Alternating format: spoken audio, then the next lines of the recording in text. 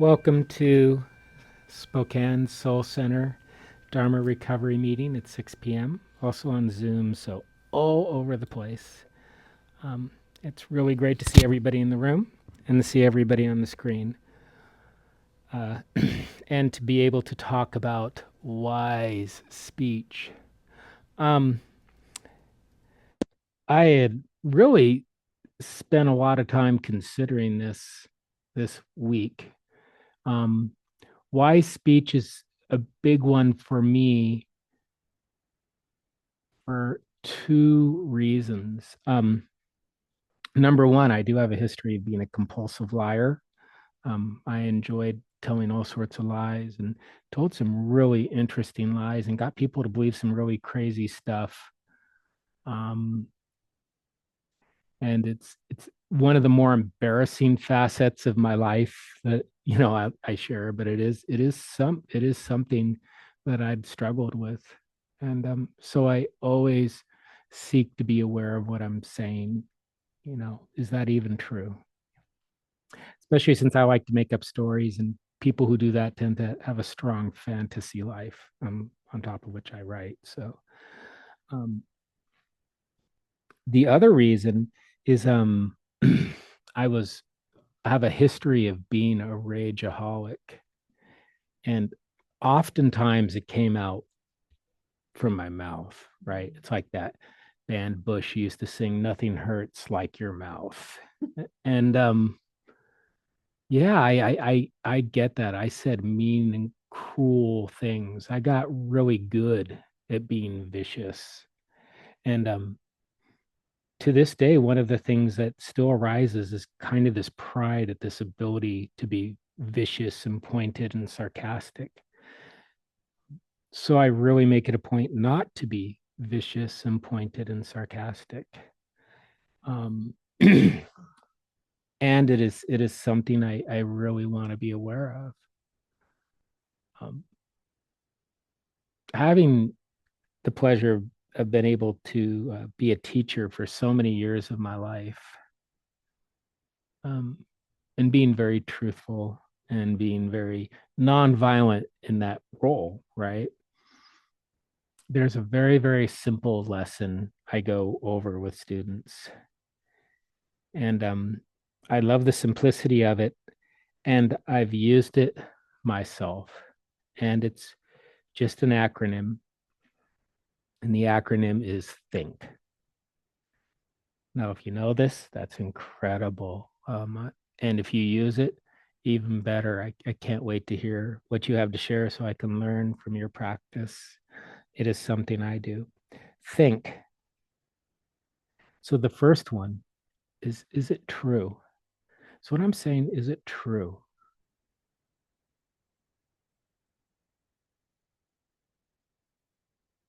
Is it helpful? Now, something may be very true, but it may not be helpful. If I were to say to a teenager that they were doing something wrong in front of all their peers, that is a moment where that is not something that is helpful to say. And also, if I can look at my intuition, that thing that gets so strongly developed by meditation, sometimes the person is not in a position in their life right now to even hear it. So I can continue to love them and choose silence, no matter how hard that might be. Is it important? Is what I have to say even important?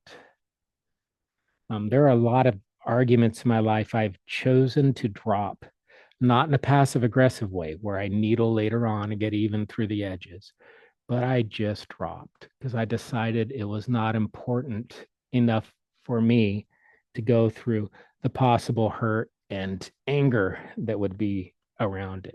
Now, if it is important, if I decide it is, it's time for me to speak in a wise way. But sometimes I've just said, this is not important enough for me to do this. And I don't do that all the time, but I have done that. It's just not important. And sometimes it isn't important. So it isn't even, important to bring up. Is it necessary? This goes into, is it important? Is it necessary to say something at this time, or to this person, or about this situation? Is it necessary? Is it going to help? You know? Oh, and I skipped one. H, is it helpful? Oh, I already did. I did helpful. I did. Then make sure it's helpful. And then the last one, K, is it kind? How can I say something difficult in a kind way? It is always really hard. Some people say do a butt sandwich. If you heard of that. Um, Man, I really appreciate how smart you are, but you're an idiot in this category. Um, I'm joking, but it is like that. You give a compliment, and then you say what is the issue, and then maybe you give another compliment. So it's sandwiched between two compliments. Um, my instinct says that's not the way for me to be kind. There's a better way. Maybe I say, wow, this is really difficult, and I may be wrong. And I'll say I'm wrong quite often because I am. I go, but I care enough for you to bring this up. And I will care for you regardless, of whatever you think on this conversation. I the think acronym is, I think what makes it so effective for me is the simplicity. Is it true? Is it helpful? Is it important? Is it necessary? And is it kind? And sometimes it's just timing. Sometimes it's location. Sometimes it's just not the time in life for anybody to do that. But that's something I do. I wanted to spend a lot of time in silence. Another thing I've noticed with the silence, because I wanted to do silence and I don't want to forget this, is it's easy for me to get focused in conversations on what I want to say, even to the point where I may not hear what other people have to say.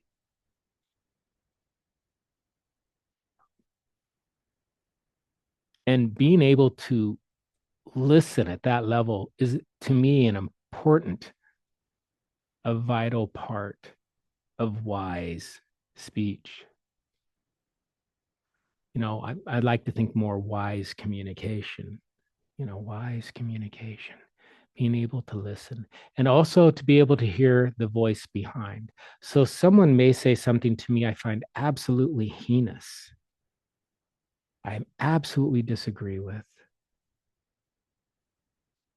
And if I listen hard, I can hear the voice behind that heinous, to me, belief. Um, Maybe they're afraid they're not valued. Maybe they're afraid things are changing quicker than they have the capacity to adjust to comfortably. Um, I always try to hear the fear, the sadness, the defensiveness behind it.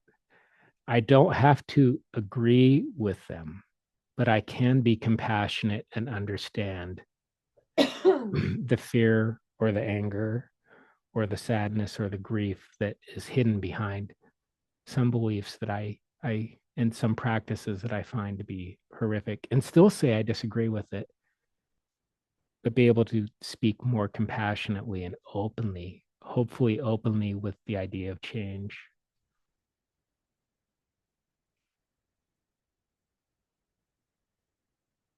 When I listen behind the words, when I try to hear what's behind the words.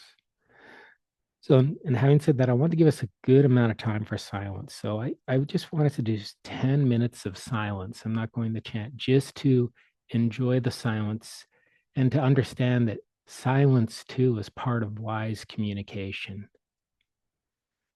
There's so much we can do in silence. So, starting now, just follow your breath. If a chant works for you, you can follow one in your mind. If you find the conversations in your mind take control a lot, you can count your breaths, or you can just count and focus on the numbers so you don't get swept away with your stream of inner conversations. And you can just enjoy this quiet moment.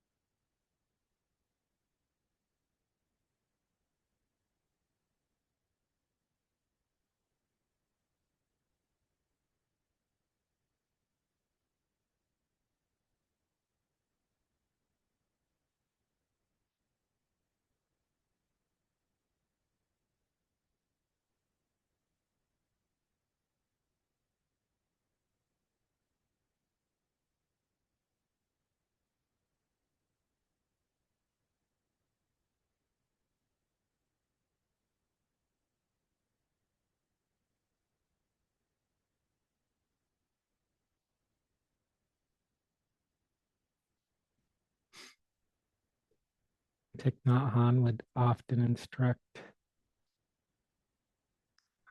practitioners if they struggle with conversations in their mind, planning, all the other things we do. To as they breathe in and say to themselves, alert. And then breathe out and say to themselves, ease, alert,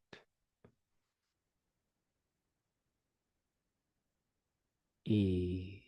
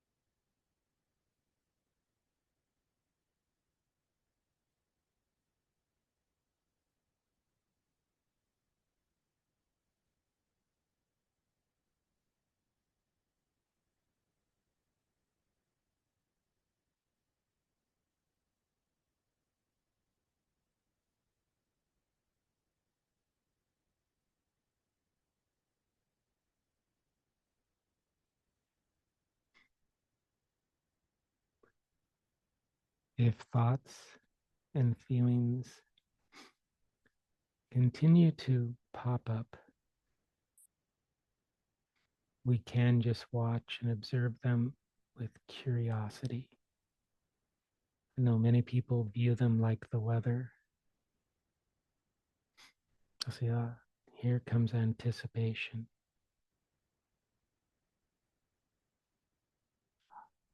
Here comes regret.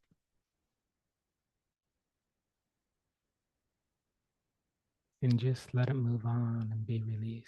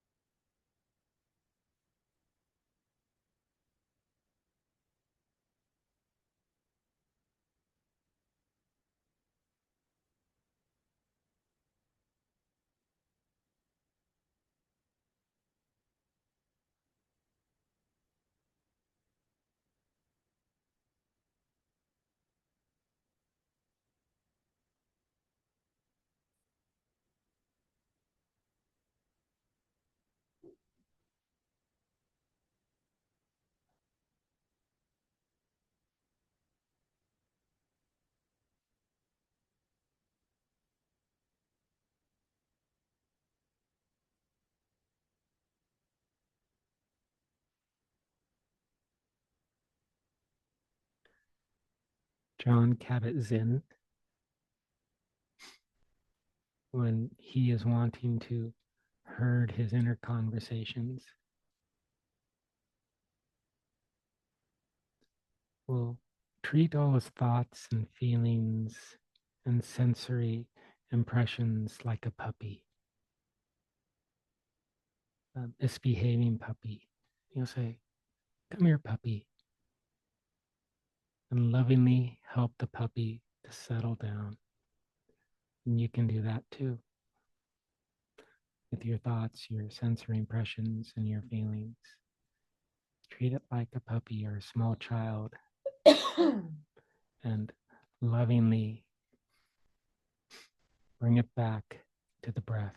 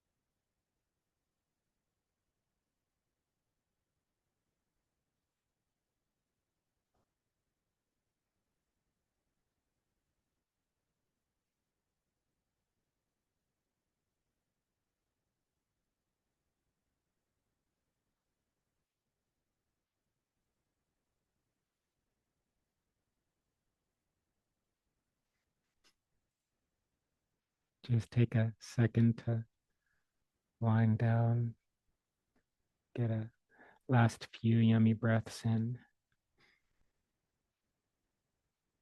And the bell rings, we're free to open our eyes.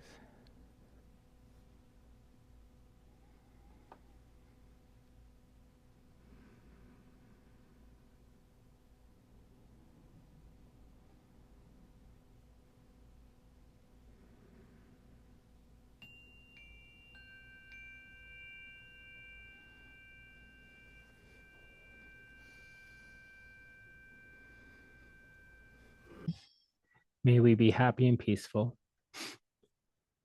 May we be happy and peaceful. May we be healthy and strong. May we be safe and protected. May we live with ease. Namaste.